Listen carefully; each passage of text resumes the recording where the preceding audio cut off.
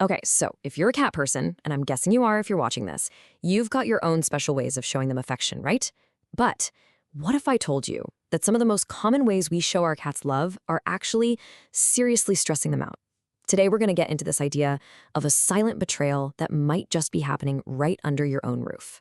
So let's just jump right in with a pretty big question for all the cat lovers out there.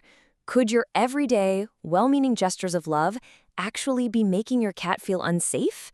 It's a tough thought, for sure, but stick with me, because figuring out the answer could completely transform the relationship you have with your cat. And this leads us right into the main idea here, this concept of a silent betrayal. Now, of course, this isn't about us wanting to hurt our pets, not at all. It's about a massive misunderstanding, a communications breakdown between how we show love and how cats are built to receive it. This slide it nails the problem perfectly. On our side, we're thinking love, cuddles, affection. But on their side, their little cat brain can be screaming threat, danger.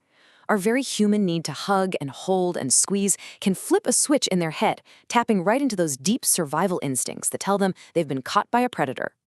So what are these well-intentioned mistakes we keep making?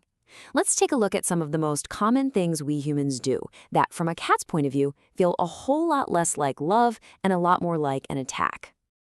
I mean, be honest, do any of these look familiar? Oh, that irresistible fluffy belly. It's a trap, but we fall for it every time. Or that little scratch right at the base of the tail that makes their back ripple. Or, just scooping them up for a surprise hug. These are total classics for us, but for them, they are major stress triggers. And this right here, this just lays it all out, doesn't it? Our intention is so pure. We just want to show affection. We want to bond. But their reality, they feel trapped, overwhelmed. It's sensory overload. It is the absolute opposite of the close, trusting connection we're trying so hard to build. So why? Why does this happen? To really get it, we have to kind of step outside of our own human brains for a minute and try to see the world from inside our cat's mind. A mind that is hardwired for survival. All right, first up is this key concept, petting-induced overstimulation. It sounds a little technical, but think of it like this. You know when someone is tickling you, and at first it's fun, but then after a few seconds, it just gets to be too much and you want them to stop? That's what's happening to your cat. Their skin is incredibly sensitive, and what starts out feeling good can quickly become irritating and stressful. It's why they might seem perfectly happy one second and then suddenly bite or scratch the next. And this part is just so crucial to understand.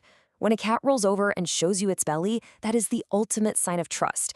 They are literally saying, I trust you enough to expose all of my vulnerable organs to you. So when we dive in with our hands for a belly rub, we're basically breaking that trust they just offered us.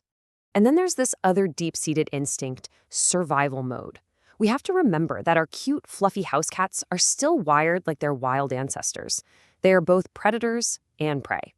So when they're suddenly restrained or grabbed or picked up, their brain doesn't think, oh, it's just my loving human. No, it instinctively screams, predator, and their body gets flooded with stress hormones like adrenaline.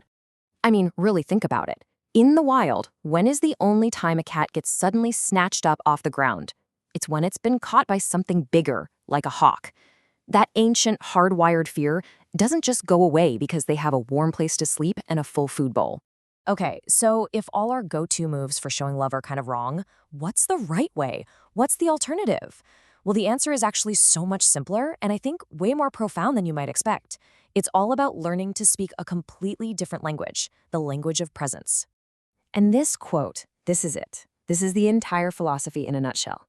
It's not about doing more, it's about being more. In the cat world, real affection is quiet, it's calm, and it's based on mutual respect, not on forcing physical contact. So this brings us to this really simple but incredibly powerful technique called parallel presence. And it's a love language that taps directly into how cats naturally feel safe, secure, and loved. So how do you actually do this? It's so easy. Step 1, just walk into the room where your cat is hanging out. Step 2, sit down somewhere nearby, not like right on top of them, give them their space. And step 3, just do your own thing. Read a book, scroll on your phone, work on your laptop. The key, step 4, is that you're just existing in the same space. You're not demanding anything from them, you're just there. And when you start doing this, something really amazing starts to happen.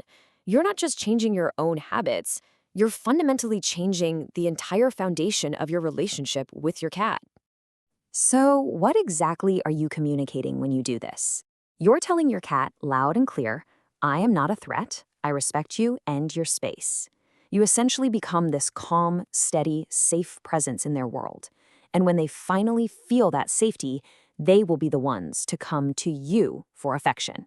And it will be on their terms. And honestly, this is the biggest takeaway of all. This whole thing is about making a fundamental shift. You're going from someone who demands affection to someone who earns trust. And believe me, there is absolutely nothing in the world more rewarding than affection that a cat gives you freely.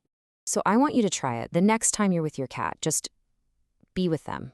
Don't try to pet them, don't pick them up, just exist. Watch how they relax, and then ask yourself this final question. Now that you stopped demanding and you started actually listening, what new things is your cat going to tell you?